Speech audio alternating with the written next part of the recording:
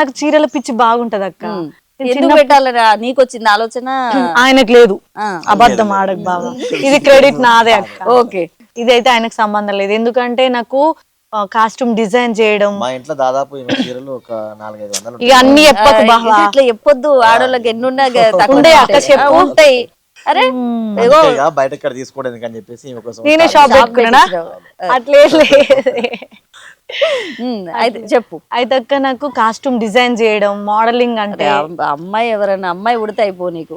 నేను చిన్న అబ్బాయి అప్పుడు మస్తు మొక్కుకున్నాక దేవుడికి, నాకు ఈసారి అమ్మాయి ఉట్టాలి అమ్మాయి ఉట్టాలని. నాకు ఆ దేవుడు ఆ ఒక్క విషయంలో నన్ను డిసప్పాయింట్. దేవుడు ఇద్దరు మగ పిల్లలు, అదే అమ్మాయి ఉడితే నా రోజు ఇంత మంచిగా రెడీ చేసి సూపర్ సూపర్ డ్రెస్సులు కుట్టించి ఇంత క్యూట్ గా చేసేదాన్ని మిస్ అయిపోయినా. ఇక ఆ ఫీల్ అయితే నీ దాంట్లో నువ్వు తీర్చుకుంటాను. ఇక నేను రెడీ అయ్యేది ఇప్పుడు ఏం రెడీ అవుతాం అక్క, ఏమున్నా నార్మల్. కాకపోతే అట్లాంటి కలెక్షన్ తెచ్చి మంచి మంచి నేను అమ్మాలి, ఎక్కువేమో ఎక్స్పెక్ట్ చేయాలి, రావాలి లాభం అట్లా అని కాదు. నేను ఇంకా సారీస్ లో కూడా అక్క సూపర్ సెలెక్షన్ అక్క, అనేది మంచి కలెక్షన్ ఉంది అక్క అని ఇట్లా తెచ్చుకోవాలి అన్న ఒక ఆలోచన చిన్నగానైతే స్టార్ట్ అయిందా? ఇప్పుడు నడుస్తుంది, 2 months అవుతుంది నడుస్తుంది. ఇప్పుడు ఓకే అక్క. మొన్నటి వరకు ఎలక్షన్లు ఉండి కొంచెం షాప్ ని కొంచెం చూసుకుంటారు మరి. అది నేను అటు చూసుకుంటా ఇటు చూసుకుంటా. అసలు టైం సెట్ అవుతుందా నీకు? పిల్లలు చూసుకోవాలి. పిల్లలకి నేనేం లేదక్క, ఇది మాత్రం చెప్పుకుంటా. పిల్లలకి నేను అసలు కాదు, మా అత్తమ్మ కంప్లీట్ గా ఆమె మీద ఇడిచిపెట్టే పోతా. నేను చెప్పినా కదా, ఫీడింగ్ ఇచ్చే బాబుని ఇడిచిపెట్టే వెళ్ళిపోయినా. నేను బాల్యం పిల్లలతోని మిస్ అయినా, నా భర్తతోని ఎన్ని రోజులు అంటే నేను పొద్దున లేచినా నైట్ వరకు ఎప్పుడు వచ్చినో ఉన్నామా వెళ్ళిపోయినామా అన్నిటికీ మేము. నా పిల్లలతో ప్రేమ అనురాగాలు, నా భర్తతో ఆప్యాయత అనురాగాన్ని అన్ని మిస్ అయిపోయినా.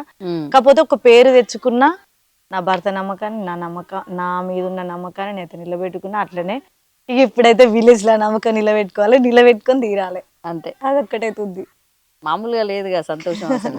అసలు ఇద్దరిని చూస్తుంటే అసలు ఒక బిగ్ అంటే అక్క. పోయినసారి ఓడిపోయినప్పుడు నేను ఒక 2 months బాగా బాధపడ్డా, బాగా అంటే బాగా బాధపడ్డా. నేను ఎట్లా అంటే నేను ఓడిపోతే కూడా ఇప్పుడు నేను అంత ఫీల్ అవుతున్నా, కానీ నా భర్త ఓడిపోయేసరికి నేను అసలు ఆయన ఫేస్ లో నవ్వు తప్ప నేను సాడ్ ఎప్పుడు చూడను. నాకు చూడాలంటేనే నాతోని కాదు. ఆయనను చూసేసరికి ఇక నాకు అయితలేదు. అర్థం కాలేదు. అంటే పోటీ చేయగానే వేరేలా ఉండేది, ఇప్పుడు ఓడిపోయి గెలిచిన ఆనందము మామూలుగా ఉండదు. అది ఇది ఒక ఈ ఊరి గ్రామస్తులు నాకు ఇచ్చిన గిఫ్ట్. వాళ్ళందరూ రుణం నేను ఎట్లా తీర్చుకోవాలక్క? తీర్చుకోవాలంటే నేను చెయ్యాలి కదా. చేయాలంటే నాకు ఇంత హ్యాపీ ఉంటేనే నేను హ్యాపీతోనే చేస్తా.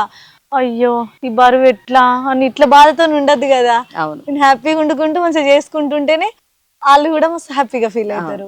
అంతే కదా. ఇప్పుడు నీకు అవకాశం వచ్చింది, నాకు ఇచ్చిర్రు, నాకు రాలే, వాళ్ళు ఇచ్చిర్రు. అదే అది నేను యూటిలైజ్ చేసుకోవాలి. ఇప్పుడు నువ్వు అవన్నీ నువ్వు ఏదైతే అనుకున్నావో, గ్రామానికి చేయాలనుకుంటున్నావో ప్రతి ఒక్కటి నువ్వు అవి అచీవ్ చేయాలి అని ఆ భగవంతుని కోరుకుంటున్నాను. ఇట్లాంటి వీడియోస్ తోని నువ్వు ఇంకా ప్రజల్లోకి రావాలి. ఈ సర్పంచ్ గానే కాదు, మార్విన్ వీడియోస్ లో కూడా నువ్వు కనబడాలి. మళ్ళీ సర్పంచ్ గా బిజీగా అయితే మేము ఎక్కడ ఫ్యాన్స్ అర్థమైందో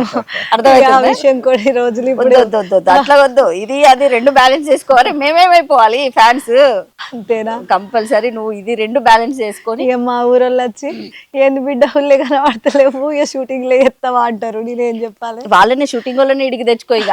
లేకపోతే నువ్వు నీ వీడియోస్ లేదు మేము ఎట్లా వచ్చేదే వారానికి ఒక వీడియో. ఆ వారానికి ఒక వీడియో కూడా పెట్టకపోతే ఎట్లా చెప్పు? మర్చిపోతారు నిన్ను. మర్చిపోనిచ్చుకోనక్క. అదే అంటున్నా, అసలు మర్చిపోనిచ్చుకోను.